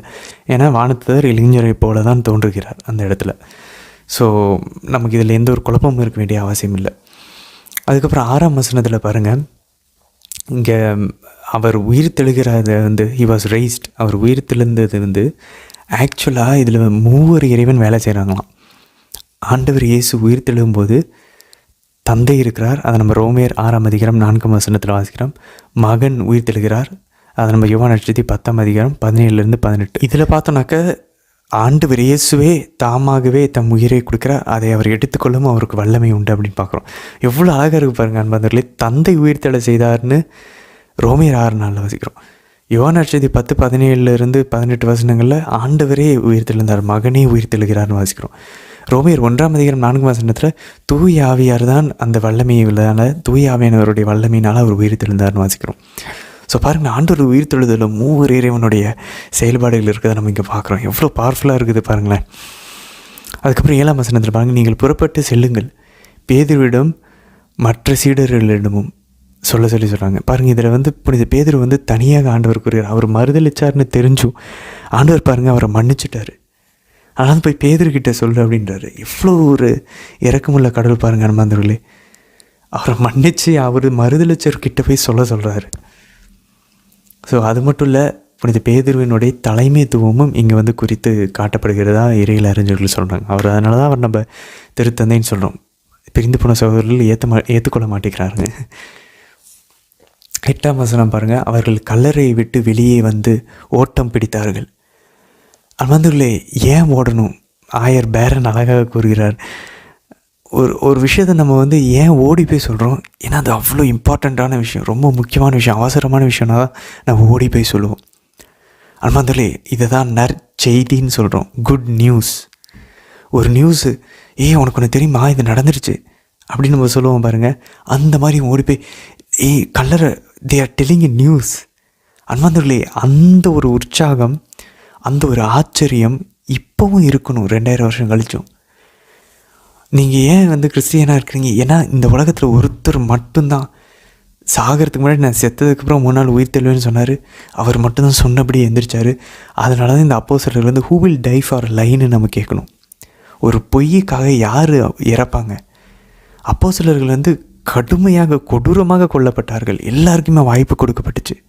நீ மறுதளிச்சிங்கன்னா நீங்கள் இந்த ஆண்டவரை பற்றி போதிக்கிறத விடுங்க, நாங்கள் விட்டுறோம். அவங்க விட மாட்டேங்கிறாங்க. ஏன் தெரியுமா? தே நோ ஃபார் ஷுர், 100% தெரியும் அவங்களுக்கு. அவங்க அவரை பார்த்தாங்க, அவரோட சாப்பிட்டாங்க உயிர் தெழுந்ததுக்கப்புறம். அவர் ஆவி கிடையாது, ஏதோ உங்களுக்கு ஒரு ஹாலுசினேஷன், ஏதோ ஒரு பிரம்மையில் இல்லை. அவங்க உண்மையாலுமே பார்த்தாங்க உயிர்த்தெழுதலின் வல்லமை. அதனால தான் ஓடுறாங்க, இந்த ஓட்டம் பிடிக்கிறாங்க. அப்படின்னா அவ்வளோ ஒரு முக்கியமான நியூஸ். அன்பர்களே, பேப்டிசம் வாங்கின, ஞானஸ்தானம் வாங்கின நம்ம எல்லாருக்குமே இந்த கடமை இருக்குது. நம்ம இவ்வளோ ஆச்சரியமாக இருக்குமா? ஒவ்வொரு நாளும் நம்ம ஆச்சரியப்படணும். இந்த ஒரு விஷயந்தான் ஆண்டவர் உயிர் தெழுந்திருக்கார், ஆண்டவர் உயிர் தெழுந்திருக்கார். இனி என்னுடைய வாழ்க்கை, நான் போய் ஷாப்பிங் பண்ணுறது, நான் போய் வேலை செய்கிறது, நான் படிக்கிறது எல்லாமே இந்த பேக்ரவுண்டில் இதை பின்னணியாக வச்சு தான் நான் இனி முடிவெடுக்கணும். அப்போ எனக்கும் உயிர் தெழுதல் உண்டு. இனி நான் சும்மா ஏனோ தானோ வாழ முடியாது, இனி நான் அவருக்காக வாழணும். எல்லாமே அவர் சொன்ன வார்த்தைகள், இந்த நற்செய்தியில் வாசித்தது எல்லாமே உண்மையாயிடுச்சு. அவரோட உயிர்த்தெழுதலில் தான் it hinges on his resurrection. எல்லாமே அவருடைய உயிர்த்தெழுதலில் தான் அடங்கியிருந்துச்சு. அதை அவர் நிறைவேற்றி காமிச்சார். அதுக்கப்புறம் பாருங்கள் அன்பர்களே, 14ஆம் வசனத்தில் 11 வருடம் அப்படின்னு சொல்லி மார்க் நற்செய்தியாளர் சொல்கிறார். ஸோ மார்க் நற்செய்தியாளர் பாருங்கள், யூதாஸ் இஸ்காரியத்தை போய் தூக்கு போட்டுக்கிட்டதா அவர் வந்து மென்ஷன் பண்ணல, குறிப்பிடலை. மத்தேயு நற்செய்தி 27 தான் நம்ம அதை பார்க்குறோம். ஆனால் பாருங்கள், இங்கே தெளிவாக 11 பேர்னு சொல்கிறார். பைபிளுக்குள்ளே எவ்வளோ ஒற்றுமைகள் இருக்குது பாருங்கள் அன்பர்களே. அப்போது நமக்கு ஒரு சில விஷயங்கள் குழப்பம் அடையலாம். இங்கே ஒன்று போட்டிருக்கு, அங்கே ஒன்று போட்டிருக்கு, அங்கே வந்து நல்ல கல்வன் வந்து மனமாறனு போட்டிருக்கு, இங்கே வந்து மனமாறல அவனை இகழ்ந்தான்னு போட்டிருக்கு. ஸோ ஒரு நிகழ்வு நடந்திருக்கு, அதை எல்லாத்தையுமே தெளிவாக டாப் டு பாட்டம் நற்செய்தியாளர்கள் பதிவு செய்யலை. அவங்கவுங்க மனசில் ஆவியானவர் என்ன உணர்த்தினாரோ அந்த விஷயங்களை மட்டும்தான் எழுதியிருக்காங்க. அவங்க ஒரு பார்வையிலேருந்து எழுதியிருக்கிறாங்க. அவங்க நடந்த ஒரு சில விஷயங்கள் எழுதியிருக்காங்க, ஒரு சில விஷயங்களை எழுதலை. அதை இன்னொரு நற்செய்தியை நம்ம வந்து ஒப்பிட்டு படிக்கும்போது தான் அந்த அப்பயுமே நமக்கு முழு பிக்சர் கிடைக்காது, ஓரளவு நம்ம புரிந்து கொள்ளலாம். ஸோ அதனால் அந்த ஒரு தெளிவு நம்ம வரணும் அன்பார்ந்தவர்களே. 17ஆம் வசனம் பாருங்கள், ஆண்டவர் கடைசியாக அழகான ஒரு இறைவாக்கு கொடுக்குறார். அவர் நம்பிக்கை கொண்டோர், ஆண்டவர் மேலே நம்பிக்கை கொண்டோர் பின்வரும் அரும் அடையாளங்களை செய்வர். அவர்களின் பெயரால் பேய்களை ஓட்டுவர். ஃபஸ்ட்டு. செகண்டு, புதிய மொழிகளை பேசுவர், அந்நிய பாஷை. 2. 3வது, பாம்புகளை தம் கைகளால் பிடிப்பர். 3. 4வது, கொல்லும் நஞ்சை குடித்தாலும் அது அவர்களுக்கு தீங்கிழைக்காது. 5வது, அவர்கள் உடல் நலம் அற்றோர் மீது தம் கைகளை வைக்க அவர்கள் குணமடைவார்கள். அன்பார்ந்தவர்களே, இது எல்லாமே அப்போஸ்தலர்கள் செஞ்சாங்க. நம்ம அப்போஸ்தலர் பணியை வாசித்து பார்ப்போமே, இதை விட அதிகமாக செஞ்சுக்கிட்டு இருக்காங்க. அதுக்கப்புறம் புனிதர்கள் செஞ்சாங்க. புனித ஆசீர்வாதப்பர், புனித பெனடிக்ட்லாம் பாருங்கள், அவர் கூட இருக்க சகோதரர்களே, அவர் ரொம்ப ஹோலியாக இருக்கார், ரொம்ப கடுமையாக டிசிப்ளினாக இருக்கிறாரு அப்படின்றத பிடிக்காமல் அவருக்கு நஞ்சை கலந்து அவர்கிட்ட கொடுக்குறாங்க ஒரு கப்பில் அவர்கிட்ட குடிப்பதற்கு. அவர் அந்த கிண்ணத்தின் மேலே சிலுவை அடையாளம் வரையிற அந்த கிண்ணம் உடஞ்சி சுக்குநூறு ஆகிறது. அந்த ரசம், அந்த நஞ்சு கலந்து அந்த ரசம் கீழே கொட்டுகிறது. அதே போல் தான் புனித பவுல் அப்போஸ்தலர் பணி 28ஆம் அதிகாரத்தில் வாசிக்கிறோம். அப்போஸ்தலர் புனித பவுல் வந்து ஒரு கடல் கரைக்கு வராங்க. அவரை கைது செஞ்சு கூட்டிகிட்டு வந்துட்டுருக்காங்க. அவர் ஒரு கடல் கரையில் வைக்கிறாங்க. எல்லோரும் குளிர் காஞ்சிக்கிட்டு இருக்காங்க நெருப்பில். அப்போ நெருப்புலேருந்து ஒரு பாம்பு வெளியே வந்து அவர் கையை வந்து கடிச்சிருச்சுன்னு தான் எழுதப்பட்டிருக்கு. ஆனாலும் எதுவுமே அவர் என்ன பண்ணுறாரு, அந்த கையை அப்படியே அந்த நெருப்பு மேலே தட்டி விடுறாரு அந்த பாம்பை. அந்த பாம்பு நெருப்பில் விழுந்துடுது. எல்லா மக்களும், இவன் பாரு, இவன் ரொம்ப மோசமானவன், இன்னும் கொஞ்சம் நேரத்தில் பாரு, இவன் வந்து தள்ளி சாக போகிறான் அப்படின்றாங்க. ஆனால் புனித பவுலுக்கு எதுவுமே ஆகலை, உயிரோடு இருக்காங்க. உடனே அவரை கடவுள்னு சொல்லிடுறாங்க. இவ்வளோ அழகாக இருக்குது பாருங்கள் அன்பர்களே. ஆண்டவர் சொன்ன ஒவ்வொரு விஷயமும் நடக்குது. இப்போ கூட பாருங்கள், ரெட்ரீட் சென்டர்ஸ்லாம் பாருங்கள், நம்ம நிறைய யூடியூப் வீடியோஸ்லாம் பார்த்துட்ருக்கோம். பிரதர் சஜித், இந்த மாதிரி நிறைய பேர் கைகளை வைக்கிறாங்க, குணமாகுது. பேய்களை ஓட்டுக்கிறார்கள். எத்தனை எக்ஸாசிசம் நடந்துகிட்ருக்கு. திருச்சி போய் 2000 வருஷமும் இன்னமும் ஆண்டவர் சொன்ன இந்த வார்த்தைகள், இந்த 5 வாக்குறுதிகள் நடந்துகிட்ருக்கு. அவர்கள் வந்து அரும் அடையாளங்களை செஞ்சிட்ருக்காங்க. புனித தோமையாரெலாம் இந்தியாவுக்கு வந்தப்போ நமக்கு அது கரெக்டானு தெரியல, பட் ஆனால் அவர் வந்து நம்பூதிரி பிராமின்ஸ், அவங்க தான் கேரளாவில் இருந்திருக்காங்க. அவங்கள தான் இவர் ஃபஸ்ட்டு மனமாற்றியிருக்காரு. அவங்க சூரிய கடவுளை வணங்கிட்டு இருக்காங்க ஆத்தங்கரை ஆறில் இருந்து. அவர் சொல்கிறார், இந்த தண்ணீரை தூக்கி நீங்கள் மேலே போடுங்க, அது நிற்கட்டும். அவங்களால அதை தூக்கி போடுறாங்க, கீழே விடுது. தோமையார் வந்து தூக்கி போட்டாலும் தண்ணி வந்து அப்படியே காற்றுல நின்றுச்சுன்னு சொல்கிறாங்க. இது எந்தளவு உண்மைன்னு தெரியல. பட் ஆனால் அதுக்கப்புறம் தோமையார் வந்து தமிழ்நாட்டில் வந்து கொள்ளை நோய்கள் நிறுத்தியிருக்காரு. அதனால நம்ம வந்து மணல்மலை மாதா கோயில் அவர் கட்டினது தான். அவர் தான் ஃபஸ்ட்டு அந்த மணல்மலை கோயிலை கட்டியிருக்காரு. கொள்ளை நோய் பரவிட்டு இருந்திருக்கு. அந்த அரசன் வந்து புனித தோமையாரை பற்றி கேள்விப்பட்டிருக்காரு. அவரை கூப்பிட்டு ஜெபிக்க சொல்லியிருக்காரு. புனித தோமையார் வந்து ஜெபிச்சிருக்காரு. அந்த மக்கள் எல்லாமே கொள்ளை நோயிலிருந்து காப்பாற்றப்பட்டிருக்காங்க. அப்போ எனக்கு 2000 வருஷம் முன்னாடி கட்டப்பட்ட கோயில் அது. அவர் நட்ட அந்த சிலுவை இன்னும் இருக்குது. மணல்மலை மாதா கோயில் தூத்துக்குடியில் நம்ம போனோம்னா நம்ம பார்க்கலாம் மணல்மலை. ஸோ இந்த மாதிரி அரும் அடையாளங்கள் செய்து அவர் சொல்கிற பாருங்கள், 20ஆம் வசனம் பாருங்கள், ஆண்டவரும் உடனிருந்து செயல்பட்டு நிகழ்ந்த அரும் அடையாளங்களால் அவர்களுடைய வார்த்தையை உறுதிப்படுத்தினார். பாருங்க, இப்படி தோமையார் வந்து யோசிச்சு பாருங்கள், எதுவுமே இல்லாத இந்த நாட்டில் எப்படி கிறிஸ்தவர்களை உருவாக்கியிருப்பார். புனித சவேரியார் பாருங்க, இறந்து போன ஒருத்தர் உயிர் தெழுந்தார். அதனால தான் சவேரியார்னு எல்லாரும் நம்ம விசுவாச தந்தைன்னு சொல்லி சவுத்தில் தூத்துக்குடி, திருநெல்வேலி, கன்னியாகுமரி மக்கள்லாம் கொண்டாடுறாங்க. சவேரியார் தான் எங்கே போனாலும். ஏன்னா அரும் அடையாளங்கள் நடந்துச்சு. அவரும் பரிசுத்தமாக வாழ்ந்தார். ஆண்டவரை ரொம்ப அழகாக அவர் அறிவித்தார். இயேசு சபையை சார்ந்த அவர். மக்கள் எல்லாம் மனமாற்றம் அடைஞ்சாங்க. ஸோ அரும் அடையாளங்கள். அவங்க புதிய மொழிகளை பேசினாங்க. பாம்புகளை கைகளை பிடிச்சாங்க. கொள்ளும் நஞ்சு குடித்தும் எதுவும் ஆகலை. அவர்கள் உடல் நலமற்ற மீது கைகளை வைத்து குணமாக்குனாங்க. இவ்வளோ நடந்துச்சு அன்பார்ந்தவர்களே. அதனால தான் கிறிஸ்தவம் இன்றைக்கும் நடந்துகிட்ருக்கு ரிட்ரீட் சென்டர்ஸில், ஒரு சில இடங்களில். ஆண்டவர் நம்மளையும் பயன்படுத்துவார். நம்ம பாட்டுக்கும் நினச்ச வழியெலாம் நம்ம போய் பண்ண முடியாது அன்பார்ந்தவர்களே. ஆண்டவர் நமக்கு உணர்த்தணும், நம்மளை ஜெபிக்க சொல்லணும் இவருக்காக. ஆட்டோமேட்டிக்காக நம்ம அந்த உந்துதலை வச்சு தான் நம்ம போய் செயல்படணும். அப்போ தான் அது ஆண்டவர் அதை சக்ஸஸ்ஃபுல் ஆக்குவார். ஸோ அதுக்கு முதல்ல நம்ம தயாரிக்கணும். முதல்ல நம்மளே நமக்கு ஊழியம் செய்யணும். நம்ம பாவத்தை விட்டு வெளியே நம்ம பைபிளை வாசித்து மனசில் வச்சு ஆண்டவர்கிட்ட நெருக்கமாக அவரை பர்சனலாக எதிர்கொள்ளணும், சந்திக்கணும். அப்புறம் தான் அதை நம்ம மற்றவங்களுக்கு உதவி செய்ய முடியும் அன்பார்ந்தவர்களே. ஃபஸ்ட் ஆண்டவர் நம்ம எடுப்பார், கடவுளை போற்றுவார், அதை பிடுவார், அதுக்கப்புறம் மற்றவங்களுக்கு கொடுப்பார். நம்மளை பிடணும், நம்மளை உடைக்கணும். ஆண்டவர் எப்படி அப்பத்தை எடுத்து பிட்டு அதை மற்றவங்களுக்கு கொடுத்தாரோ அதே போல் we have to allow him to break our self will. நம்முடைய சுய விருப்பத்தை அவர் உடைக்க அனுமதிக்கணும்.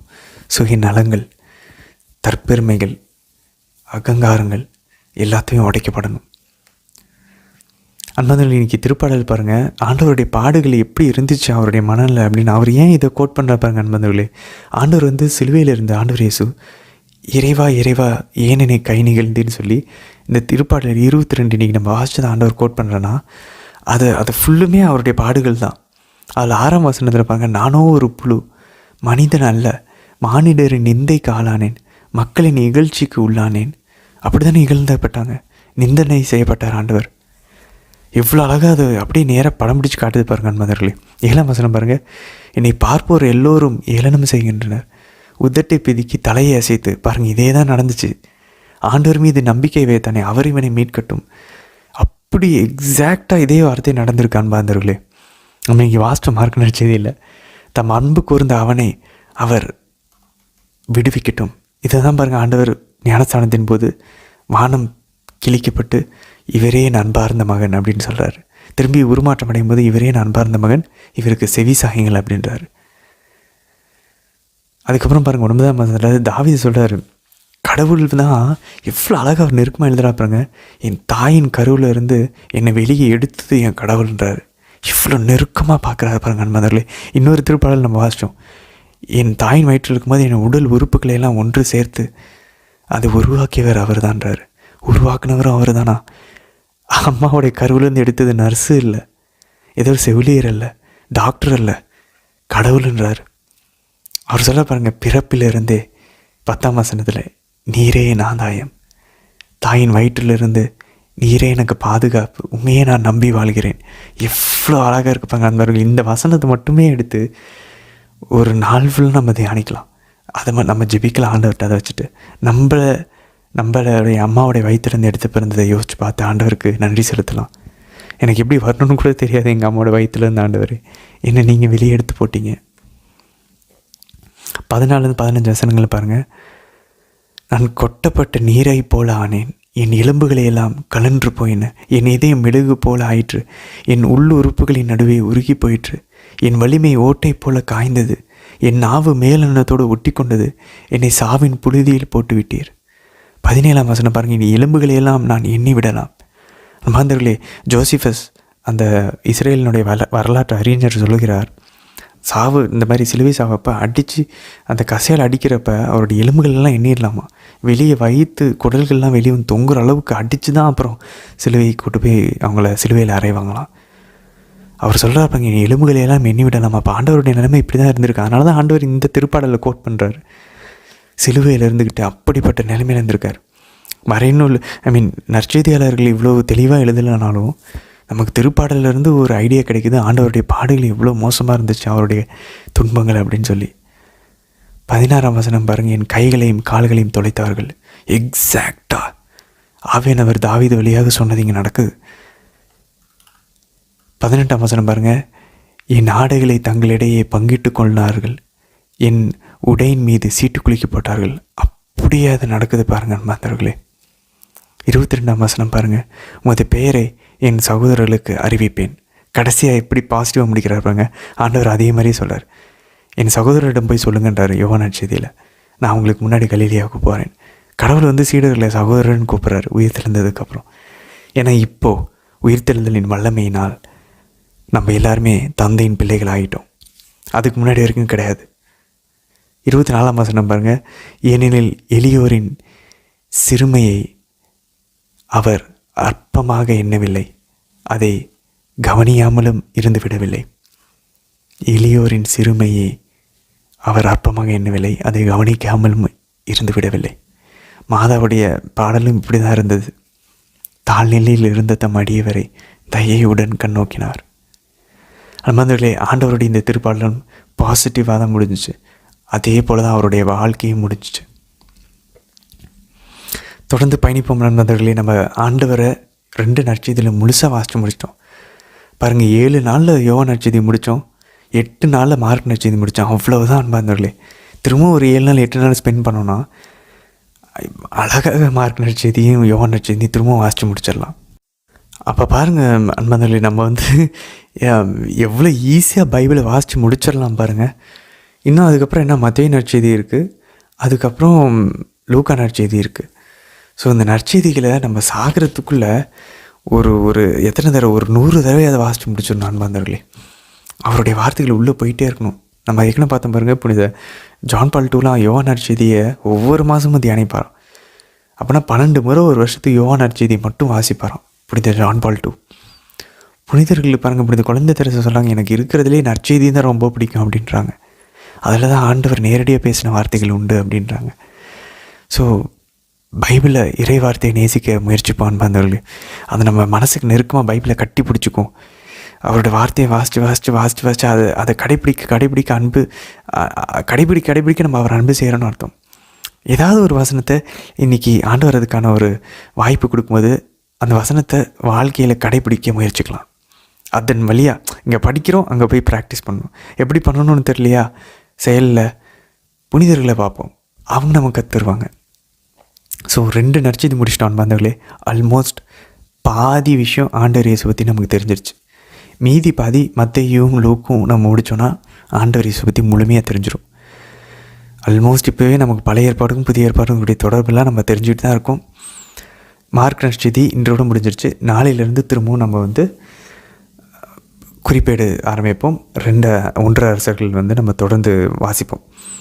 ஸோ என்ன நடக்குது, நம்ம எப்படி சாலமோனுக்கு அப்புறம் அரசாட்சி பிளவுபடுகிறது, பிளவுபட்ட அரசாட்சி நாடு கடத்தல், இது 2ம் நம்ம முடித்ததுக்கப்புறம் திரும்பவும் மத்தேயு நற்செய்திக்குள்ளே போவோம்.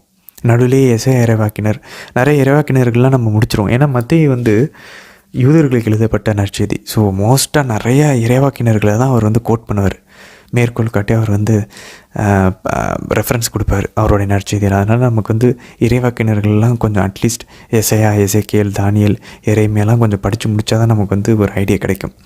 ஸோ முடிஞ்சளவு அதெல்லாம் நம்ம வாசிப்போம். நாடு கடத்தல் வரைக்கும் அதெல்லாம் வந்துடும். அதுக்கப்புறம் தான் நம்ம மத்தேயு நற்செய்திக்கு போவோம். ஸோ ஆல்மோஸ்ட் இன்னும் ஒரு 100 நாட்களுக்கு கிட்டத்தட்ட நம்ம பயணிப்போம். இதில் இந்த இஸ்ரேல் மக்களுடைய பிளவுபட்ட அரசாட்சி 2ஆக உடைய போகுது. தாவீதுக்கும் சாலமோன் வரைக்கும் ஒன்றா இருந்துச்சு.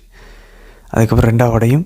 அதுக்கப்புறம் அவங்க ஆண்டவருடைய கட்டளைகளை கடைபிடிக்க மாட்டாங்க, நாடு கடத்தப்படுவாங்க. அதுக்கப்புறம் ஒரு மெசியாவின் சந்திப்பு முனை வரும். பார்ப்போம், தொடர்ந்து பயணிக்கலாம் அன்பார்ந்தவர்களே. நாளைய தினத்தில் நம்ம தொடர்ந்து பழைய ஏற்பாட்டில் பயணிக்கலாம். ஆமீன்.